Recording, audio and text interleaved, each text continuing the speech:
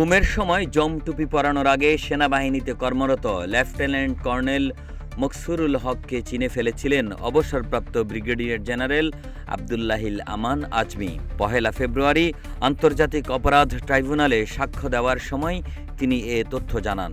২০১৬ সালের ২২ আগস্ট রাতে বড় মগবাজারের বাসা থেকে তাকে তুলে নেওয়ার লোমহর্ষক বর্ণনা দেন আন্তর্জাতিক অপরাধ ট্রাইব্যুনালে। সাক্ষ্যদানকালে আজমি তুলে ধরেন আয়নাঘরের সেই রুদ্ধশ্বাস দিনগুলোর কথা। জবানবন্দির এক পর্যায়ে তিনি সেই সেনা কর্মকর্তাকে শনাক্ত করেন যাকে গুম করার ঠিক আগ মুহূর্তে তিনি চিনে ফেলেছিলেন।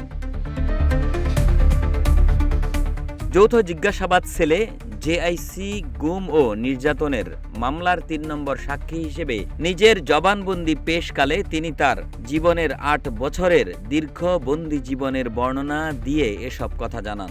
আজমি ট্রাইব্যুনালে জানান, বন্দি অবস্থায় এক মুহূর্তের জন্যও তাকে সূর্যের আলো দেখতে দেওয়া হয়নি এবং তাকে মানসিকভাবে ভেঙে ফেলার জন্য বিভিন্ন কৌশল অবলম্বন করা হয়েছিল।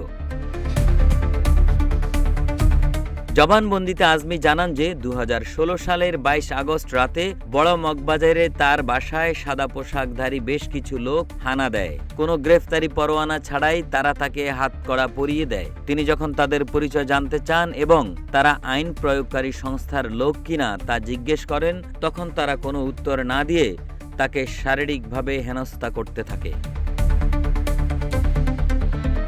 তিনি আরও উল্লেখ করেন, প্রথমে তাকে হাতকড়া পরিয়ে এবং চোখ বেঁধে লিফটে করে নিচে নামিয়ে একটি মাইক্রোবাসে তোলা হয়। গাড়িতে তোলার পর তাকে জমটুপি পরিয়ে দেওয়া হলেও চোখের বাঁধন কিছুটা ঢিলে থাকায় তিনি বাইরের সামান্য আলো দেখতে পান। ফলে জমটুপি পরানোর পূর্ব মুহূর্তে তিনি অপহরণকারীদের মধ্যে ডিজিএফআই এর একজন কর্মকর্তাকে চিনে ফেলেন বলে দাবি করেন। জামাতের সাবেক আমির অধ্যাপক গোলাম আজমের ছেলে আজমি আরও জানান, মুক্তির পর তিনি জানতে পারেন যারা তার বাড়িতে হামলা দিয়েছিল তারা বাড়ির সকল স্টাফদের শারীরিকভাবে নির্যাতন করে। তার স্ত্রীর সঙ্গে দুর্ব্যবহার সহ বাসার যুবতী গৃহপরিচারিকার গায়ে হাত তোলে।